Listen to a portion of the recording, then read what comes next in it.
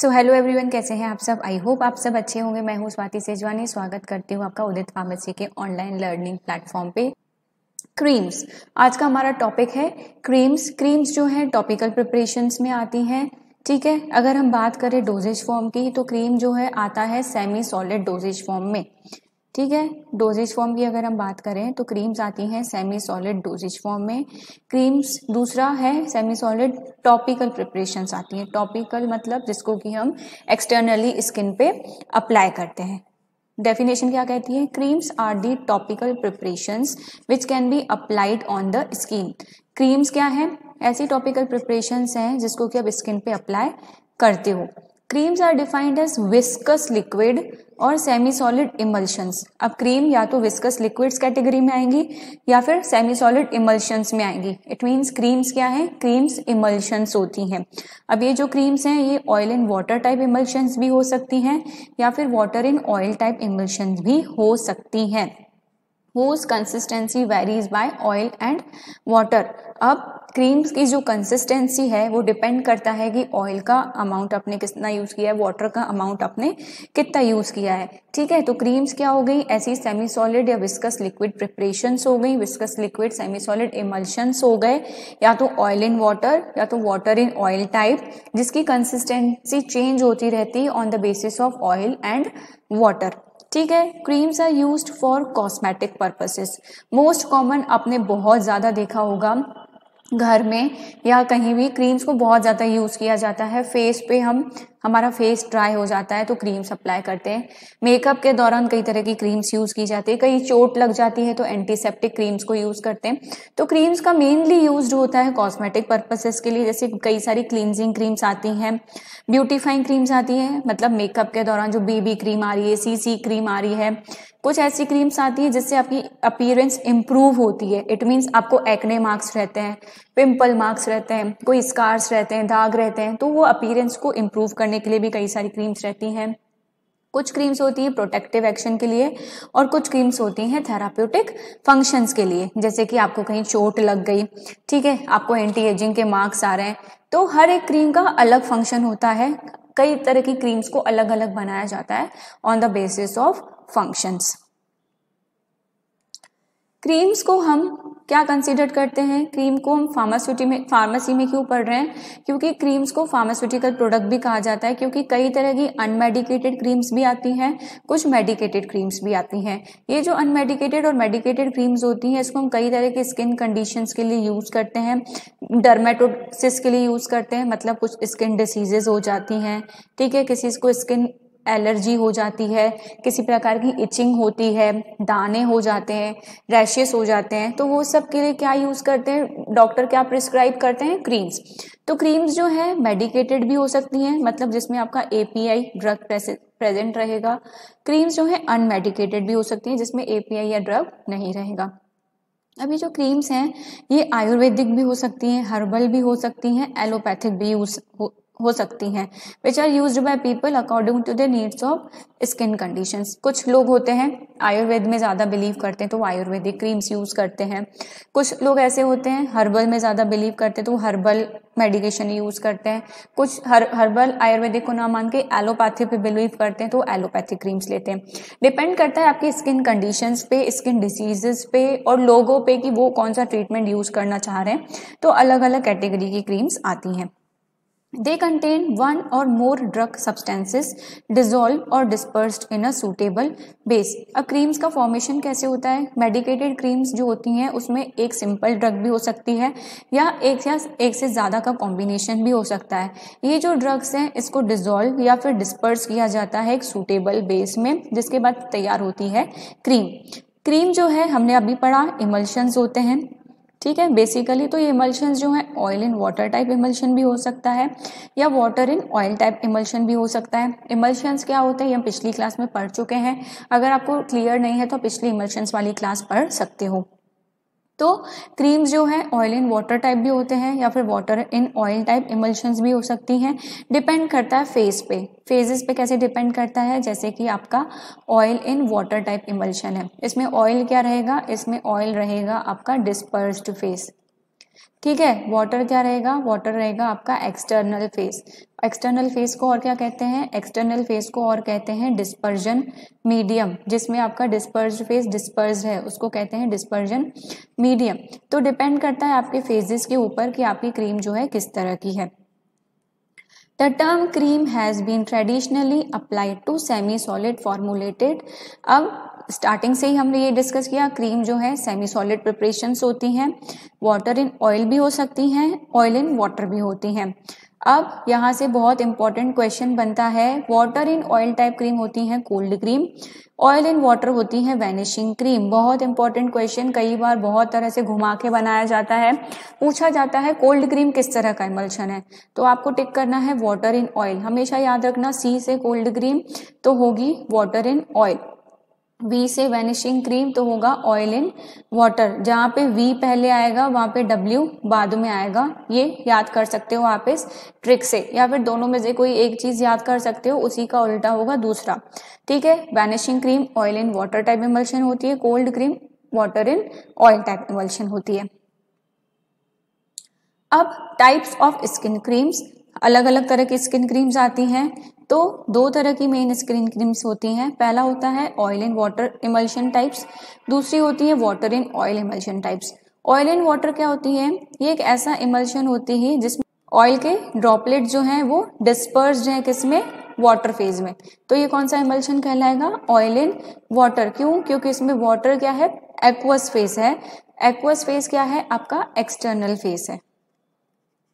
ठीक है, इसीलिए ये जो है creams oil in water type creams, इसमें क्या होता है, ऑयल के ड्रॉपलेट्स डिस्पर्स्ड रहते हैं वाटर में। वाटर जो है क्या है, इसका एक्सटर्नल फेस है। नेक्स्ट आता है वाटर इन ऑयल क्रीम्स, इसमें वाटर डिस्पर्स्ड फेस होगा, इसमें मतलब जो ड्रॉपलेट्स होंगे वो वाटर के होंगे, जो कि किसमें डिस्पर्स्ड रहेंगे, ऑयल में, मतलब एक्सटर्नल फेस रहेगा ऑयल। ठीक है, जब वाटर डिस्पर्स्ड फेस होगा, ऑयल डिस्पर्जन मीडियम होगा, तो वो कहलाएगा water in oil type emulsions. इन्हीं इमल्शन के बेसिस पे क्रीम्स का टाइप होता है। क्लासिफिकेशन देखेंगे अब हम क्रीम्स का कि कितने तरह का टाइप्स ऑफ क्रीम आता है। तो सबसे पहले आती है मेकअप क्रीम्स।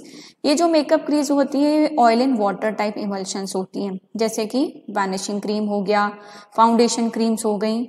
सेकेंड कैटेगरी आती है क्लिनजिंग क्रीम, जो क्लिनजिंग मिल्क्स आते हैं, क्लिनजिंग लोशंस आते हैं, ये सब क्या होते हैं, water in oil type emulsions होते हैं। थर्ड कैटेगरी आती है विंटर क्रीम्स। विंटर क्रीम्स भी water in oil type emulsions होते हैं, जैसे कि कोल्ड क्रीम, जिसको कि हम सर्दियों में लगाते हैं, हमारी स्किन ड्राई हो जाती है, मॉइस्चर पूरा चला जाता है, तो मॉइस्चर को मेंटेन करने के लिए हम कोल्ड क्रीम लगाते हैं। कई सारी आपने देखी होंगी आयूर वगैरह की क्रीम्स जो आती हैं, मॉइस्चराइजिंग क्रीम्स, ये सब क्या है, water in oil type emulsions रहती हैं। ऑल पर्पस क्रीम आती है, जनरल क्रीम्स आती हैं, कुछ नाइट क्रीम्स आने लगी हैं आजकल, मसाज क्रीम्स आती हैं, स्किन प्रोटेक्टिव क्रीम्स आती हैं, हैंड एंड बॉडी क्रीम्स आती हैं। तो ये क्लासिफिकेशन है क्रीम्स का, जिसके अकॉर्डिंग बहुत सारी क्रीम्स आजकल मार्केट में अवेलेबल हैं। स्टार्ट करते हैं हम कोल्ड क्रीम से, क्योंकि मेनली हमारा कोल्ड क्रीम और वैनिशिंग क्रीम से बहुत ज़्यादा क्वेश्चंस आते हैं। तो कोल्ड क्रीम को हम स्टार्ट करते हैं। कोल्ड क्रीम जो है बेसिकली इमल्शन होता है water and certain fats, it means ये इमल्शन होता है वाटर इन ऑयल टाइप। अब जो फैट्स इसमें यूज होते हैं, जनरली बीज वैक्स यूज होता है, इसके साथ साथ कुछ फ्रेग्रेंसेस भी यूज होते हैं, जिसको कि सेंटेड एजेंट्स कह रहे हैं, फ्रेग्रेंस, परफ्यूम्स। ठीक है, कोई भी क्रीम को आप बनाओगे, चाहे वाटर इन ऑयल बनाओ, ऑयल इन वाटर बनाओ, वो क्रीम आपकी एलिगेंट होनी चाहिए। ठीक है, उसकी परफ्यूम, उसकी फ्रेग्रेंस इतनी अच्छी होनी चाहिए कि पेशेंट उसको खुद से एक्सेप्ट करे। तो कोल्ड क्रीम जो है water in oil type emulsion होते हैं, जिसमें वाटर और कुछ फैट्स प्रेजेंट रहते हैं, जैसे कि बीज वैक्स प्रेजेंट रहता है, इसके साथ साथ कुछ सेंटेड एजेंट्स यानी कि फ्रेग्रेंस प्रेजेंट रहती है। इसको इस तरह से डिजाइन किया जाता है ताकि स्किन आपकी स्मूथ रहे, और ये मेकअप रिमूवल्स के लिए भी इन क्रीम्स को बहुत ज्यादा यूज किया जाता है।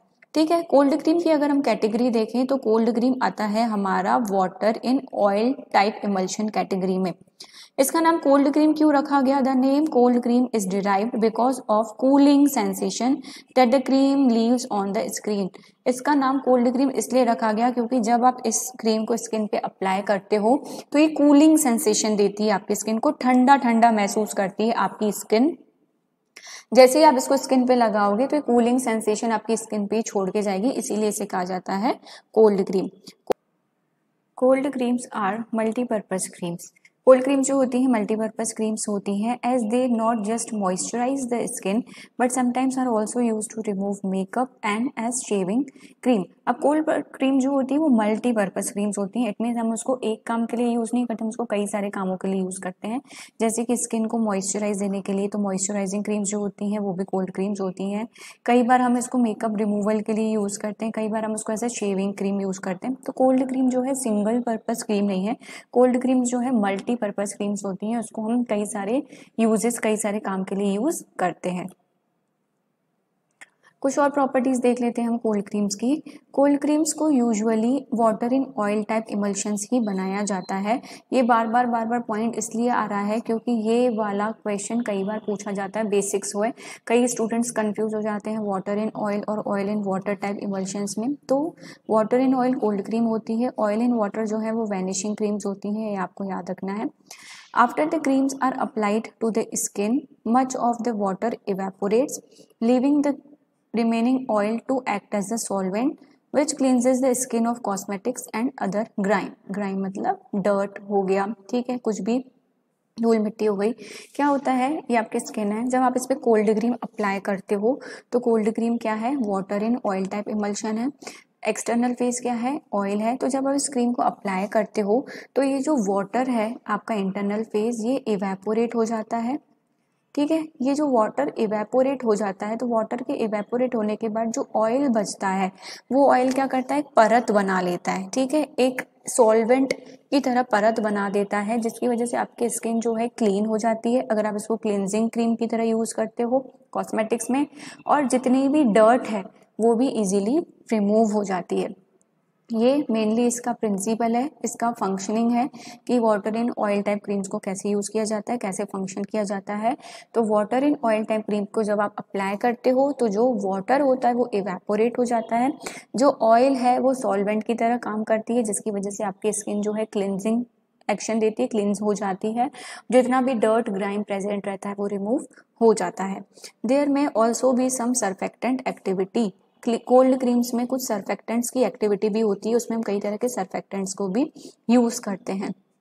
On application of the cream to the skin, as the water evaporated, it cooled the skin, which is why the creams are called cold creams. अभी मैंने पहले भी बताया क्या होता है, कोल्ड क्रीम्स में कई तरह के सर्फेक्टेंट्स को यूज किया जाता है। तो जब आप इसको स्किन पे अप्लाई करते हो तो वाटर इवेपोरेट हो जाता है, ऑयल की लेयर रह जाती है, जिसकी वजह से वो कूलिंग सेंसेशन देती है आपके स्किन को। इसीलिए इन क्रीम्स का नाम रखा गया है कोल्ड क्रीम्स। बात करते हैं अब हम लोग वैनिशिंग क्रीम्स की। वैनिशिंग क्रीम्स क्या होती हैं, creams spread easily and seems to disappear rapidly when rubbed on the skin are termed as vanishing cream. Vanishing word ही आया है वैनिश से। वैनिश का मतलब होता है मिट जाना, गायब हो जाना। तो वैनिशिंग क्रीम्स मतलब ऐसी क्रीम्स जिसको आप अप्लाई करोगे, रब करोगे स्किन पे तो वो डिसअपीयर हो जाएंगी, गायब हो जाएंगी अप्लाई करने के बाद ही। तो इसीलिए उनको कहा जाता है वैनिशिंग क्रीम्स, मतलब ऐसी क्रीम्स जो कि इजीली स्प्रेड हो जाएंगी और जैसे ही आप स्किन पे उसको रब करोगे वो डिसअपीयर हो जाएंगी। वैनिशिंग क्रीम्स जो हैं oil and water type emulsions रहती हैं which when applied to the skin leave an almost invisible layer, so therefore it is called vanishing cream. vanishing creams जो हैं oil and water type emulsions होती हैं। ये जो oil and water type emulsions जब आप स्किन पे apply करते हो तो एक ऐसी लेयर बना देते हैं जो कि इनविजिबल होती है, ठीक है। वैनिशिंग क्रीम अब अप्लाई करोगे डिसअपीयर हो जाएगी लेकिन लेयर प्रेजेंट रहेगी, वो लेयर दिखेगी नहीं, वो इनविजिबल लेयर होगी, इसीलिए इनको वैनिशिंग क्रीम कहा जाता है। Vanishing creams can be quickly washed of with water. अब ये oil and water type emulsions होती हैं, एक्सटर्नल फेस क्या होता है, वाटर होता है। इसी की वजह से वैनिशिंग क्रीम्स में ये प्रॉपर्टी होती है कि आप इसको वाटर से जब वॉश ऑफ करने की कोशिश करते हो तो ये इजीली वॉश आउट हो जाती है, क्योंकि इसमें oil and water type emulsifiers present होते हैं। जब भी एक्सटर्नल फेस वाटर होगा तो वो वॉश ऑफ इजीली दे देगा, याद रखना। मैन्युफैक्चरिंग प्रोसीजर देख लेते हैं क्रीम का। A typical manufacturing process breaks down into 4 individual operations. Mainly 4 steps से जो है क्रीम्स की फॉर्मुलेशन होती है. सबसे पहला preparation of the oil phase. सबसे पहले ऑयल फेज की प्रिपरेशन की जाती है, ऑयल फेज की तैयारी की जाती है. फ्लेक्स और powder ingredients are dispersed into mineral oil और सिलिकॉन ऑयल. आपको क्या लेना है? ऑयल लेना है. ठीक है. अब आपको क्या करना है, जो भी इंग्रेडिएंट्स है उसको पाउडर फॉर्म में ले लेना है, फ्लेक्स फॉर्म में ले लेना है और उसको आपको इसमें डिस्पर्स्ड कर लेना है. ठीक है. ये जो ऑयल है, मिनरल ऑयल भी ले सकते हो, सिलिकॉन ऑयल भी ले सकते हो. दोनों में से भी कोई सा भी ऑयल का टाइप लेना है. उसमें आपका फ्लेक और पाउडर इंग्रेडिएंट्स उसको डिस्पर्स कर लेना है. अगर डिस्पर्स नहीं होता है इजीली तो आप हीटिंग भी यूज़ कर सकते हो. हीटिंग में भी required to melt some ingredients. कुछ इंग्रेडिएंट्स ऐसे होते हैं जो कि इजीली डिस्पर्स नहीं होते हैं, तो आप उनको हीट करके मेल्ट करके डिस्पर्स कर सकते हो. ये हो गया आपका पहला स्टेप. दूसरा स्टेप होता है आपका hydration of aqueous face ingredients. हम स्टार्टिंग से पढ़ रहे हैं. क्रीम के 2 फेज होते हैं, एक होता है ऑयल, एक होता है वाटर. तो आपका ऑयल फेज रेडी हो गया. नेक्स्ट है आपका aqueous phase. Emulsifiers, thickeners and stabilisers are dispersed into water in a separate vessel. अब सेकंड स्टेप में आपको क्या करना है, आपको वाटर लेना है. ठीक है. इस वाटर में जितने भी इमल्सिफायर्स आप यूज़ कर रहे हो, क्रीम के प्रिपरेशन के, थिकनर्स यूज़ कर रहे हो, स्टेबलाइजर्स यूज़ कर रहे हो, उसको आप इस वाटर में डिस्पर्स कर दोगे. ठीक. तो ये हो गया आपका स्टेप नंबर 2.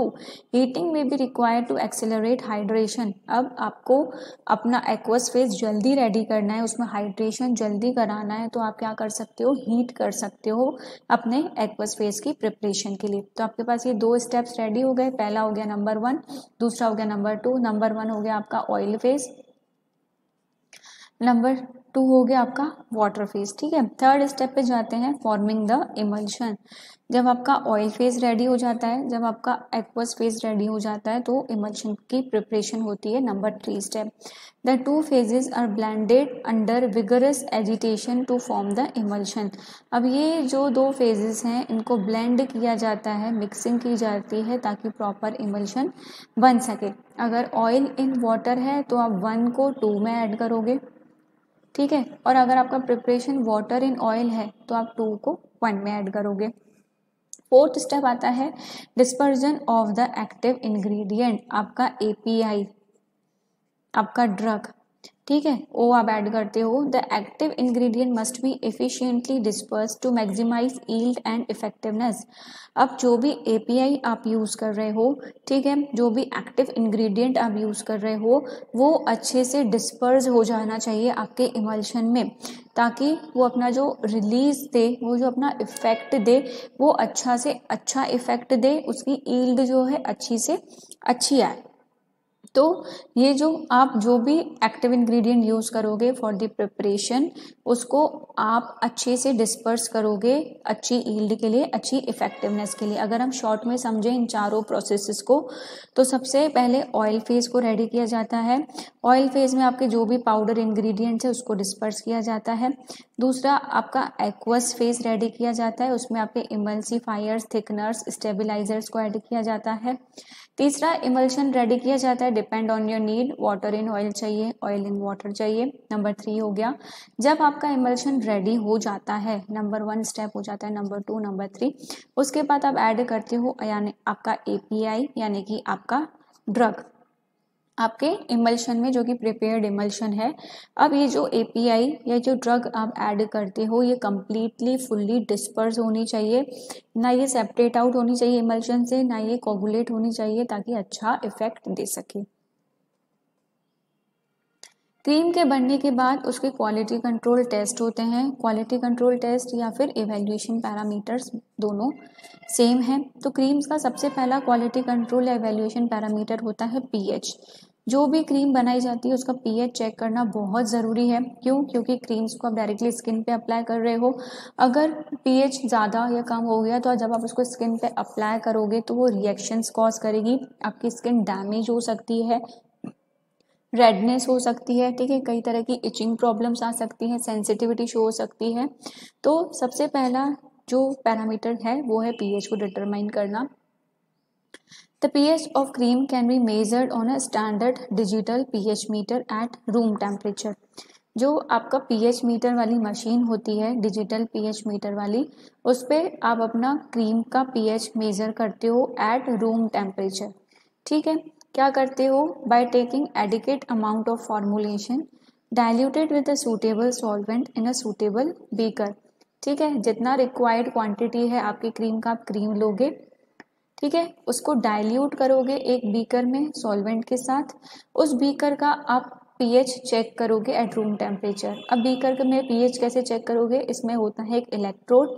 उस इलेक्ट्रोड को आप डिप करोगे इस सॉल्यूशन में और उसका पीएच डिटरमाइन करोगे. नंबर 2 आता है physical appearance.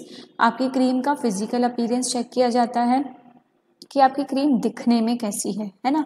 The physical appearance of the cream can be observed bye its colour, roughness. सबसे पहले क्रीम का कलर देखा जाता है कि वो दिखने में कितनी एलिगेंट है, कितनी अट्रैक्टिव है. दूसरा देखा जाता है रफनेस, मतलब आपकी क्रीम स्मूथ तो है, उसमें कोई ग्रिटी पार्टिकल्स तो नहीं है. ग्रिटी पार्टिकल्स मतलब दानेदार, है ना, कोई मतलब पार्टिकल्स जैसे कण होते हैं ना, वैसी रफ तो नहीं है. आपकी क्रीम दिखने में अट्रैक्टिव होनी चाहिए, कलर उसका अच्छा होना चाहिए, कोई रफनेस, कोई ग्रिटी पार्टिकल्स नहीं होने चाहिए.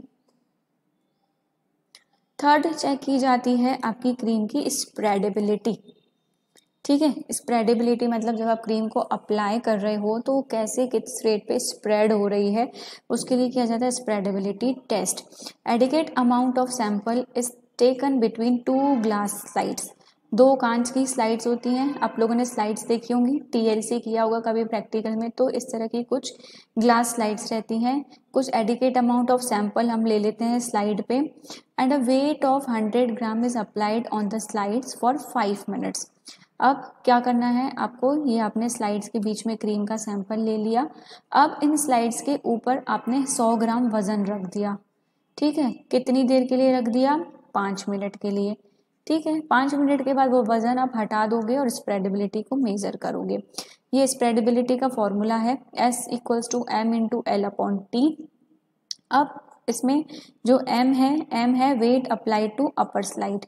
ये जो 100 ग्राम आपने अप्लाई किया है, weight apply to upper slide, वो है M.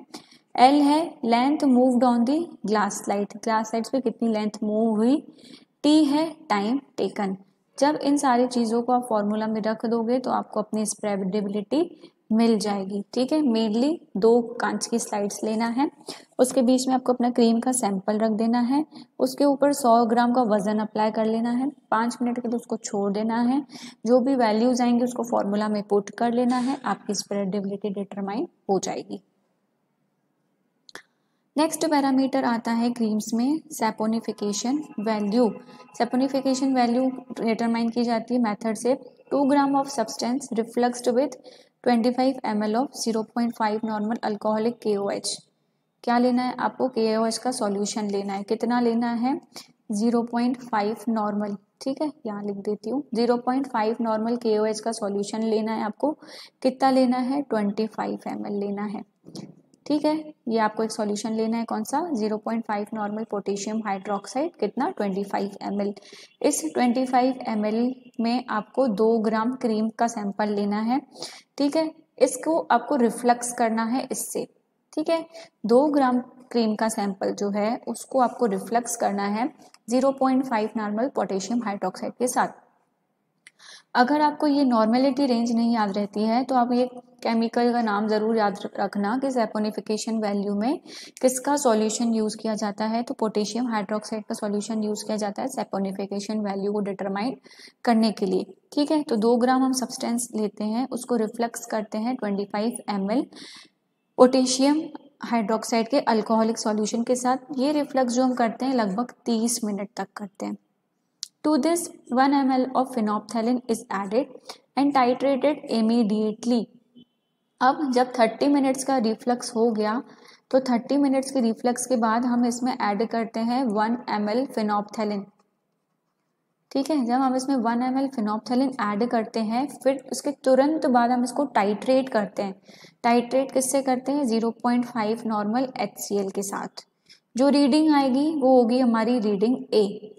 Repeat the operation omitting the substance being examined. ये पूरा ऑपरेशन आपको फिर से करना है, बस आपको इस वाला जो सैंपल जो आपने 2 ग्राम लिया है ये सैंपल नहीं लेके ब्लैंक टाइट्रेशन करना है।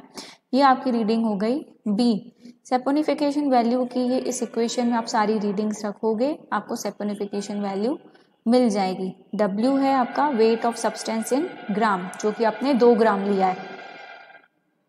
ठीक है, आपको मैं एक सिंपल तरीके से एक बार और इसको पूरा समझा देती हूँ कि कैसे किया पूरा सेपोनिफिकेशन वैल्यू।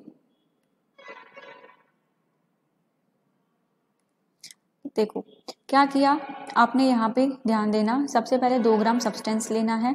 ठीक है, 2 ग्राम सब्सटेंस लेने के बाद आपको उसको, ये लिया आपने 2 ग्राम सैंपल, यही था पीछे, 2 ग्राम सैंपल लिया, उसको आपने रिफ्लक्स किया। रिफ्लक्स किसके साथ किया आपने? 0.5 नॉर्मल पोटेशियम हाइड्रोक्साइड के साथ। ये आपने कितनी देर के लिए किया? ये आपने किया 30 मिनट के लिए। 30 मिनट के लिए जब हो गया तो आपने इसका लिया 1 ml। 1 ml लेने के बाद आपने इसमें ऐड किया फिनोप्थेलिन। ठीक है, फिनोप्थेलिन ऐड करने के बाद आपने इसको तुरंत टाइट्रेट कर दिया HCl के साथ। ठीक है, टाइट्रेट कर दिया HCl के साथ, तो आपको जो वैल्यू मिलेगी वो मिलेगी A।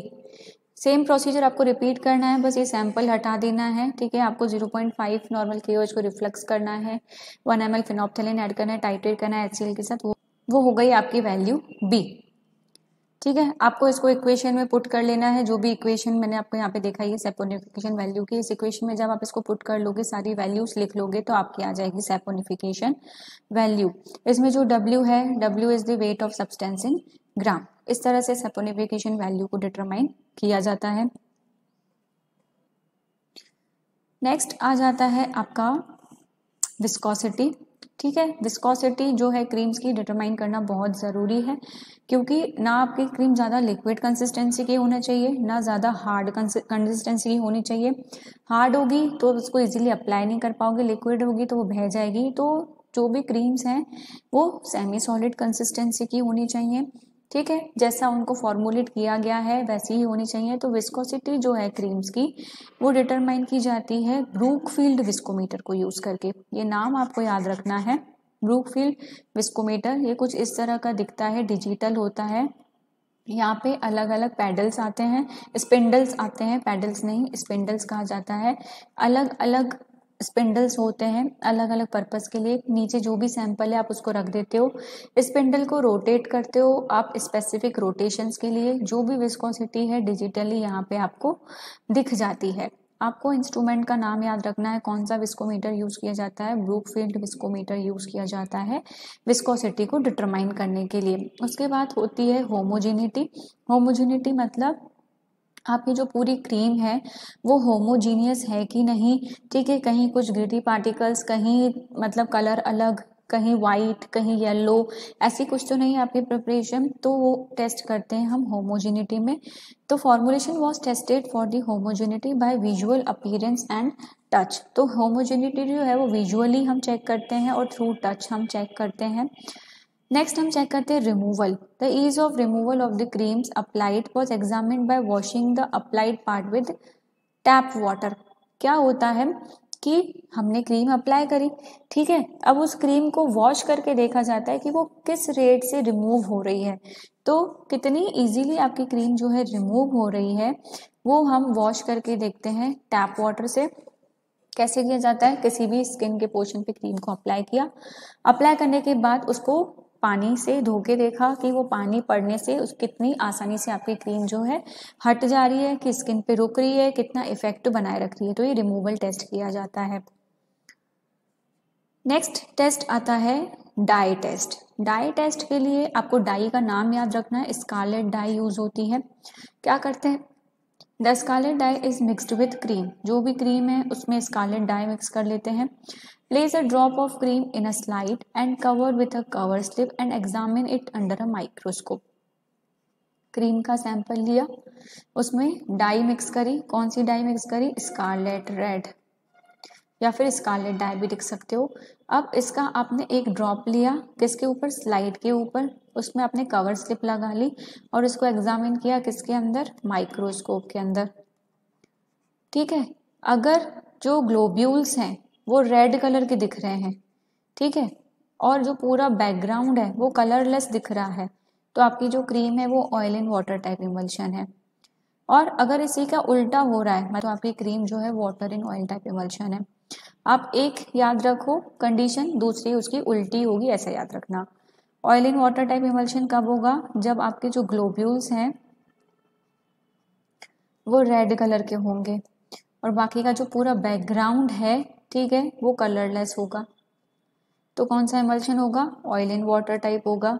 वाटर इन ऑयल कब होगा? जब आपके जो ग्लोब्यूल्स हैं वो कलरलेस रहेंगे, ठीक है, और जो आपका बैकग्राउंड है वो रेड रहेगा। अगर ग्लोब्यूल्स रेड हैं और बैकग्राउंड कलरलेस है तो oil in water type emulsion है। ग्लोब्यूल्स कलरलेस है, बैकग्राउंड रेड है, तो water in oil type emulsion है। ठीक है, तो इस तरह से किया जाता है डाई टेस्ट, जिसमें आपको डाई का नाम याद रखना है, स्कारलेट रेड। नेक्स्ट टेस्ट होता है इरिटेंसी टेस्ट। किसी भी तरह का इरिटेशन चेक करने के लिए क्या किया जाता है? Mark an area of 1 square centimetre on the left hand dorsal surface. Left hand पे कितना एरिया मार्क किया जाता है? 1 square centimetre. The cream was applied to the specified area. अब जितना आपने मार्क किया है 1 स्क्वायर सेंटीमीटर, उतने पे आपने क्रीम अप्लाई कर दी एंड टाइम वॉज नोटेड। कितने टाइम के लिए आपने अप्लाई करी है वो टाइम नोट कर लिया। अगर किसी तरह की कोई इरिटेंसी, कोई इरिदमा, कोई इडमा हो रहा है तो उसको चेक कर लिया, ठीक है। If any for regular intervals up to 24 hours and reported. 24 घंटे तक आप देखोगे उसको अप्लाई करके कि किसी तरह की इरिटेंसी, इरिदमा, इडिमा तो नहीं हो रहा।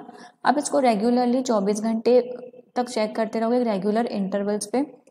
कोई भी दिक्कत आती है, कोई भी प्रॉब्लम आती है तो आप उसको रिपोर्ट करोगे। ये थे सारे evaluation parameters quality control test. That's all for today. Thank you so much.